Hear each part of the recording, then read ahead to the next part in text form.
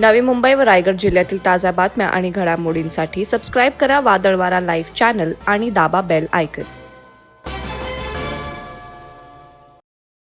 लोकसभा निवडणुकीच्या प्रचारासाठी राज्यभरात सुषमा अंधारे फिरत असून त्यांची दिनांक 2 मे रोजी महाडमध्ये सभा संपन्न झाली।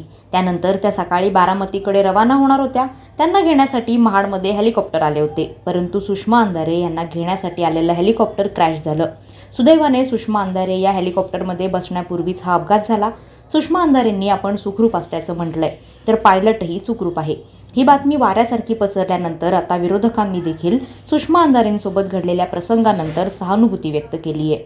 महाडचे आमदार आणि शिंदे शिवसेनेचे प्रतोद भरत शेठ गोगावले यांनी देखील सुषमा अंधारे यांना फोन करून त्यांची चौकशी करण्याचा प्रयत्न केला, मात्र अंधारेंनी फोन उचलला नाही। यानंतर भरत शेठ गोगावलेंनी आपली प्रतिक्रिया नोंदवली आहे। त्या बहिणीने भावाला फोन केला असता तर मी तिथं पाण्याची सगळी व्यवस्था केली असती आणि तिची विचारपूस तिथं केली असती, परंतु त्यांनी आम्हाला काय फोन नव्हता केला। पण त्यांचे जे काही कार्यकर्ते पदाधिकारी होते त्यांची ती जबाबदारी होती, ज्यांच्यासाठी ती इकडं ताई आमची बहीण आली होती त्या नेत्यांची जबाबदारी होती की बाबा आपली स्टार प्रचारक येत आहेत तर त्यांची व्यवस्थित व्यवस्था करावी, परंतु ती त्यांच्या पत्नी पडत नाही त्या नेत्यांच्या आणि तिथल्या त्यांच्या कार्यकर्त्या। पण मी तिला आत्ता फोन पण केला होता, पण तिने उचलला नाही, काय गडबड होती ती माहिती नाही।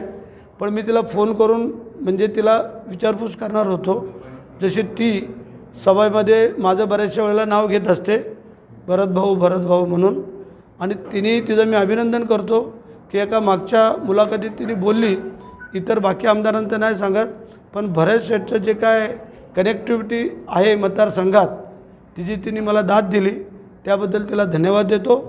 आणि तिचं कुठेही काही अपघात काय होऊ नये आणि ईश्वराकडे प्रार्थना करतो की आमच्या बहिणीला शतायुष्य व्हावं। वादळवारा लाईव्हसाठी न्यूज ब्युरो, महाड। नवी मुंबई व रायगड जिल्ह्यातील ताज्या बातम्या आणि घडामोडींसाठी सबस्क्राईब करा वादळवारा लाईव्ह चॅनल आणि दाबा बेल आयकॉन।